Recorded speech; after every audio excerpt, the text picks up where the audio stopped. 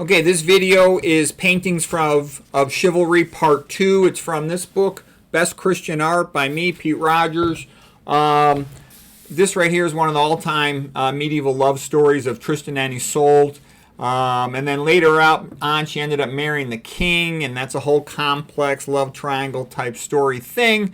I put below here, like in this book, I would put a whole bunch of songs when they would go with the theme. So the best love songs ever, the best one ever is Thanksgiving Song, sung by Johnny Cash with June Carter.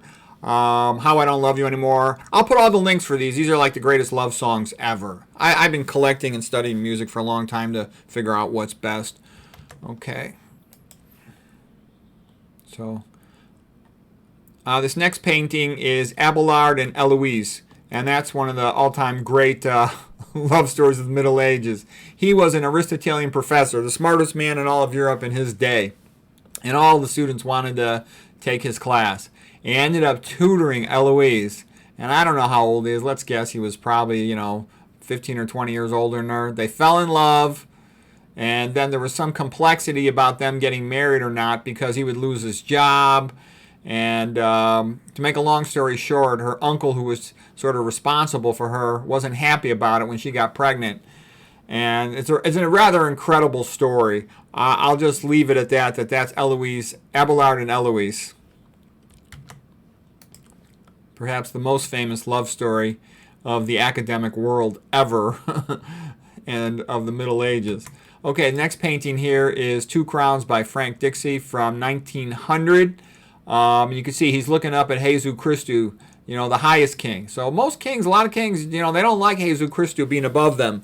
But it's good that the public keeps Jesus Christus above them because it keeps them in check, puts a limit on what they could do, provides an other authority they can appeal to rather than just the ruler controlling things on a whim. Okay, for this one too, I put a bunch of songs in here. I'll put the links to some of these. The proles love having religion because it says that they're equal in the eyes of God. Okay, as far as the ruler is concerned, they're just a bunch of talking monkeys, primates. Okay, here's a painting from the death of King Arthur. King Arthur in the Round Table. King Arthur came out of this tradition. He had been what is thought a Celtic soldier who had trained with the Romans, and after Rome pulled out of England, as Rome was collapsing, they had to go home and defend Rome.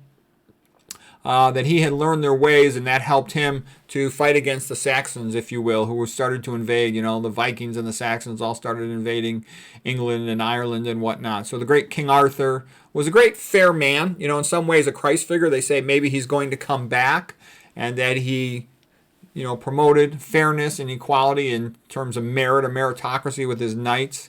So this is one of the beautiful paintings by William Scott Bell. I really like, there's a lady at thegreatcourses.com. She's a real pretty lady. I don't remember her name. And she made a whole course on King Arthur. That was like she did a PhD in King Arthur stuff, okay? So anyways, here's another painting, The Death of King Arthur by James Archer. But her course was good. I listened to her audio CD course in my car, and I thought it was quite good. She made another course about scholars of the Middle Ages, and I thought it stunk. It was kind of wimpy.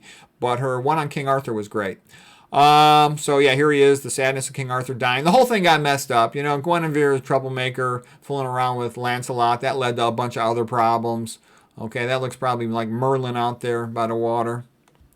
And said he's going to Avalon, and maybe he still lives in some way. Who knows? Oh, here's a picture of slavery, and that's what's coming back to the world. You talk to like an average person, they don't even think slavery exists. No, it still exists very big. It's very big in many countries of the world. And sadly, it's even exists in a big way in this country. Just most people don't know about it. And it's increasing big time.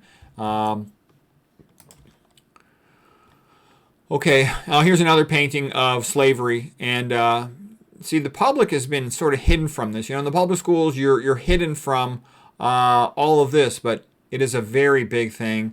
And it's increasing, and it's going on right now in all of the best countries, and there's a lot of things going on related to it that are not talked about. I'm not even going to get into the details of a current ongoing conflict where that's really a big part of what it's about, even though that doesn't get said much in the the main, what, stream news. Okay, here's the Little Prince, before the public. And Chivalry, it promoted sort of a very noble Christian attitude towards life. The knight errant was supposed to have his lady to whom he was obedient to, the court, the king, the country, and there's all kinds of rules of behavior. I'm currently reading Don Quixote, and believe me, there's a million rules about behavior, and it was definitely a big improvement in society to have. Yeah, they're not perfect, but they're a big, big, big improvement compared to the alternative. So The Little Prince by Edmund Layton. This guy Edmund Layton's a magnificent artist. Just search him on the internet. You'd be amazed at how good all his paintings are. So here's another Edmund Layton painting. This one's from 1884, A Call to Arms. And you can see it. So here's the prince grown up, just got married. They're hoping to, make the two-back beast and have some heirs to the throne. And all of a sudden, here comes the leader of their group saying, uh-oh, you got work to do. We got to go deal with some other conflict. So just, the painting is just beautiful. And that whole family, country, duty, honor, you know what? That creates stable societies.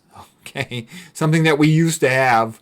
All right, now here's a beautiful painting. Look how beautiful this lady is. Stitching the Standard by Edmund Layton. Okay, 1910. Just, the picture of beauty and elegance, okay? That's what men want. We don't care that much about how educated a woman was. We want to be married to her, and do all the things that go with that, okay? So, anyways, I thought this was a rather spectacular, beautiful picture. I think it was by Layton again. Let me see. There is it again. Edmund Layton. Yeah, he was the best artist of medieval chivalry.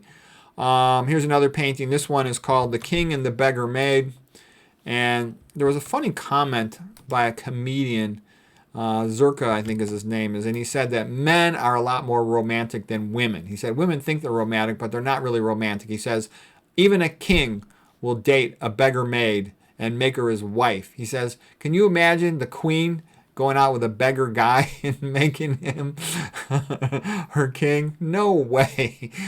Anyways, I thought that was kind of funny, but it's a beautiful painting. Okay, so that's it for today for part 2 of Paintings of Chivalry.